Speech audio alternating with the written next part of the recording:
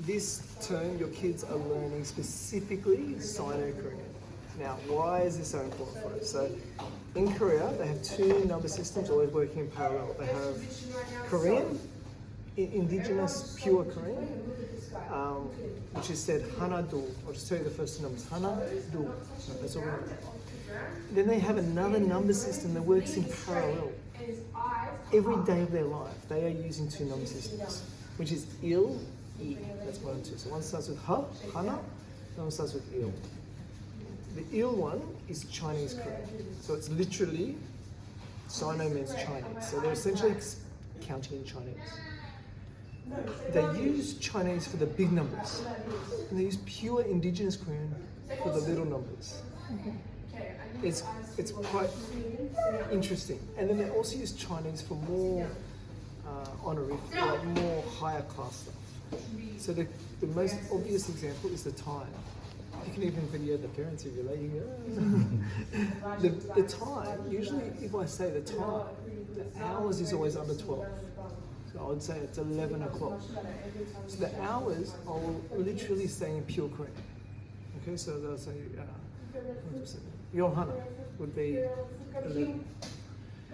And then in the minutes, I would say that in Sino-Korean. So I might say ship il. So I have to learn these two different 11s. I have to learn two different 12s, two different 10s, two different 3s, two different everythings. Okay? Sounds complicated. For some honorific things. So for me, you know how I'm like I've got Dans on my belts? They use the Chinese for that. So they don't use, though it's a small number, there's some prestige to that, to my belt. So they use a Chinese number for describing that. Why am I teaching your kids Sino-Korean? Sino-Korean is one of the most efficient number systems on the planet. English is extraordinarily inefficient. To count to 10, you need to orate 10 sounds. You need to orate 10 sounds to count to 10 in English. 1, 2, 3, 4, 5, 6, 7, 8, 9, 10. To add one more on, to visually do it, you don't need to learn anything new. You just put 2 ones. Right? So visually it's very easy. 1 and another 1. Orating it, you need to learn a brand new sound called 11 with no relationship to 1 or 10. There's no reason the word 11 exists. It's just a bloody hard number. Then I need to learn this another number called 12, then another number called 13. 13, it's not related to 3. 3, 3, they're not related to speak. Then I need to learn 14, and last, we've got one number, 14. That's the first number with repetition. 5th, no. 6, yes. 17, yes. 18, 19, 20, and then 20. 20 has no relationship to 1, to 2, or to 10. 20, 12, kids get them mixed up. It's because the oration is again at 30, we learn this brand new word. English is extraordinarily inefficient way to learn how to speak. You couldn't get a worse system. In Sino-Korean, it's the opposite. It's very systematic. So they never learn. They don't need to learn how to do 1 plus 10 because it's built on a language system. When I say 1, I say il. When I say 10, I say ship. When I say ship il, 10 and a 1. That's how you say 11. There's no word for 11. The word for 11 is 10-1.